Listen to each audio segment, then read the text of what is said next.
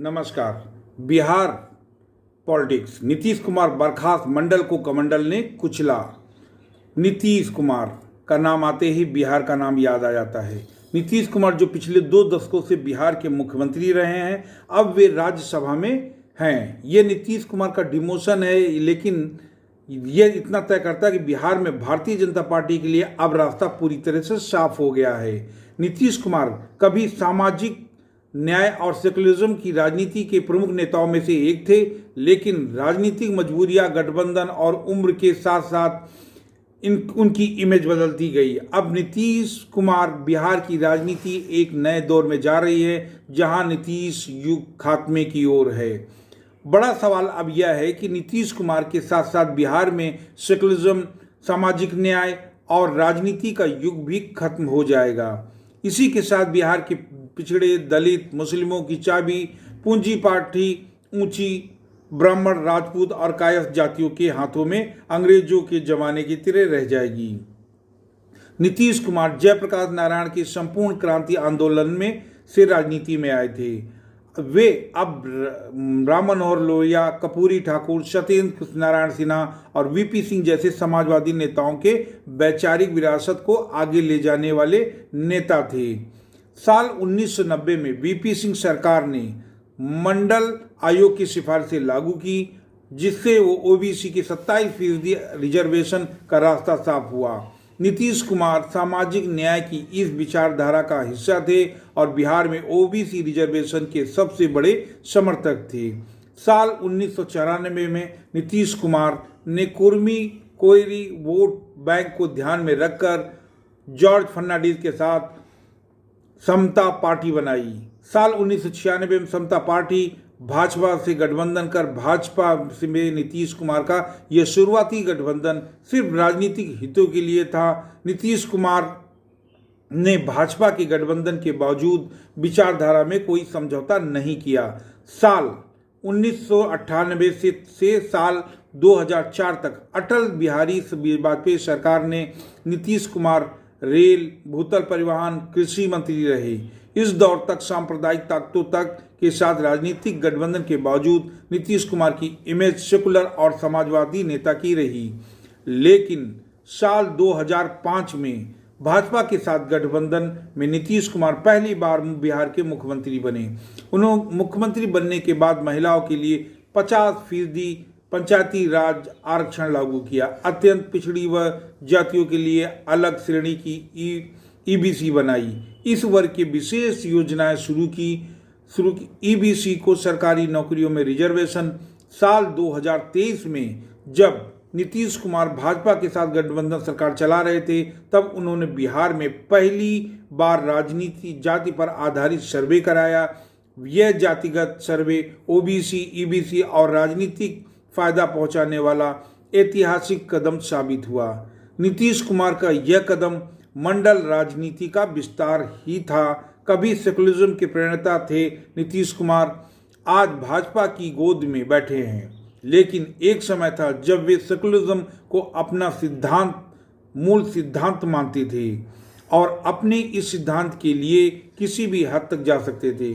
साल 2013 में उदाहरण सामने है, जब भाजपा ने गुजरात के तब के मुख्यमंत्री नरेंद्र मोदी को प्रधानमंत्री पद का उम्मीदवार बनाने का फैसला किया, तो नीतीश कुमार ने भाजपा के साथ 17 साल पुराना गठबंधन एक झटके में तोड़ दिया और उसे सिद्धांतों की लड़ाई बताया। भाजपा के साथ गठबंधन के टूटने के बाद जदयू के राष्ट्रीय परिषद में दिए गए अपने भाषण में नीतीश कुमार ने साफ कहा, हम सेकुलरिज्म पर समझौता नहीं कर सकते। भारत एक ऐसा देश है जहां कई धर्म, जाति, भाषा और कल्चर के लोग रहते हैं। ऐसे देश के नेतृत्व केवल व्यक्ति कर सकता है जिसके पास सेकुलर कैंडल्स हों, समावेशी नजरिया हो और जो समाज के सभी वर्गों को एक साथ लेकर चले। देश का नेतृत्व करने वाली सेकुलर होना चाहिए और इसे समावेशी सरकार की दृष्टि रखनी चाहिए। यह देश का संविधान के तहत बना है। सवाल यह है कि संवैधानिक दृष्टि जीतेगी या हम देश के विभाजन या ध्रुवीकरण की विचारधारा को समर्पण देंगे। मैं वादा करता हूं हम विभाजन की राजनीति के हाथों से इस देश को बर्बाद नहीं करने देंगे। सेकुलरिज्म के प्रति ईमानदार का व्यक्तित्व के साथ कांग्रेस के तब के प्रधानमंत्री मनमोहन सिंह ने नीतीश कुमार को सेकुलर लीडर करार दिया, जिस पर नीतीश कुमार ने उन्हें धन्यवाद भी दिया था। यह नीतीश कुमार को सेकुलरिज्म के प्रणेता के रूप में स्थापित करने वाला दौर था। भाजपा के साथ 17 साल के रिलेशनशिप से साल 2013 के ब्रेकअप के बाद नीतीश कुमार ने लालू प्रसाद यादव और कांग्रेस के साथ महागठबंधन बनाया। साल 2015 में बिहार विधानसभा चुनाव में यह गठबंधन भाजपा के खिलाफ सेकुलर ताकतों का प्रतीक बना। नीतीश कुमार ने तब तक सेकुलर के मोर्चे को संविधान बचाओ की लड़ाई बताया। इस चुनाव में महागठबंधन की भारी जीत हुई और नीतीश कुमार फिर मुख्यमंत्री बने।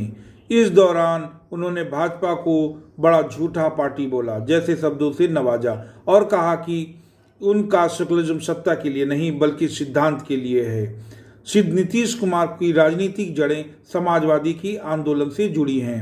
उन्होंने जयप्रकाश नारायण और राम मनोहर लोहिया की परंपरा का ख्याल रखा। साल 2017 में जब भ्रष्टाचार के मुद्दे पर राजद छोड़ फिर भाजपा में हाथ मिलाया, तब बिहार विधानसभा में उन्होंने कहा, सेकुलरिज्म एक महान विचारधारा है, यह सिर्फ भ्रष्टाचार छिपाने का शब्द नहीं है। राजनीति से सत्ता की मजबूरी अलग है, लेकिन इतिहास के पन्नों में नीतीश कुमार का यह चेहरा हमेशा दर्ज रहेगा। जब वे सेकुलरिज्म के प्रणेता के रूप में खड़े थे, आज सत्ता की गोद में बैठे होने के बावजूद नीतीश कुमार के पुराने भाषण और फैसले याद दिलाते हैं कि राजनीति में सिद्धांत कभी कभी सत्ता से पहले आते हैं। बिहार की जनता नीतीश कुमार को आसानी से भूल नहीं पाएगी। नीतीश कुमार के पाला पलटने से पिछड़ी जातियों में धर्म कर्म की बढ़ती पैठ भी बढ़ रही है। पिछड़ी जातियों का एक हिस्सा सोचता है कि वह पूजा पाठ कर उच्च जातियों जैसे ऐश कर सकते हैं। ऐसी ही सोच अमेरिका तक में है, जहां ईसाई कट्टर गुलामी की चर्चों के दरवाजे से लाने की कोशिश में हैं। सिद्धांत बनाम सत्ता जंग से नीतीश कुमार की यात्रा समाजवादी विचारधारा से शुरू हुई और सांप्रदायिक सत्ता की गोद में खत्म होने की कगार पर है। नीतीश कुमार का यह राजनीतिक सफर मंडल से शुरू कर कमंडल पर खत्म होता नजर आ रहा है। बिहार में अब भाजपा की दक्षिणपंथी राजनीति हावी हो रही है, जहां सामाजिक न्याय सेकुलरिज्म का नैरेटिव कमजोर पड़ रहा है। बिहार की राजनीति में साल 2020 से ही भाजपा का दबदबा बढ़ना शुरू हुआ। साल 2020 में विधानसभा चुनाव में भाजपा ने जदयू से ज़्यादा सीटें जीती। जदयू 43 सीटों पर जीत थी, भाजपा ने 74 सीटें जीती। इसके बावजूद नीतीश कुमार को मुख्यमंत्री बनाया गया। नीतीश कुमार को मुख्यमंत्री बनाए रखना भाजपा की मजबूरी थी। बिहार में भाजपा के पास कोई नेता नहीं था। उसने धीरे धीरे नीतीश को वोट बैंक पर कब्जा करना शुरू किया और साल 2026 आते आते भाजपा ने नीतीश कुमार को पूरी तरह से साइडलाइन कर दिया। 2025 के विधानसभा चुनाव में यह राजग जीत थी या भाजपा सबसे बड़ी पार्टी बन गई। फिर भी नीतीश को मुख्यमंत्री बनाए रखा, लेकिन यह सिर्फ ट्रांजिशन पीरियड था। असली खेल तो अब शुरू होने वाला था। नीतीश कुमार ने 5 मार्च 2026 को राज्यसभा चुनाव के लिए नामांकन दाखिल किया। यह फैसला अचानक आया और जदयू के कई कार्यकर्ता ने इसका विरोध किया। इससे बिहार में पहली बार भाजपा का मुख्यमंत्री बनने का रास्ता साफ हो गया। समाजवादी पार्टी ने पोस्टर जारी किए जिसमें लिखा, पहले इस्तेमाल करो और फिर बर्बाद करो। राजद की तेजस्वी यादव ने कहा, भाजपा नीतीश और जदयू को खत्म करने की साजिश रच रही है। भाजपा ने नीतीश कुमार की उम्र और सेहत की दुबली कंडीशन का फायदा उठाया। भाजपा हिंदुत्व का कार्ड खेलकर ईबीसी और दलित वोट को काफी हद तक हड़पने में कामयाब रही। नीतीश कुमार को धीरे धीरे कमजोर किया। वैसे यह भाजपा की पुरानी रणनीति का हिस्सा है। सहयोगी को जरूरत तक इस्तेमाल करो और खुद को मजबूत बनाओ।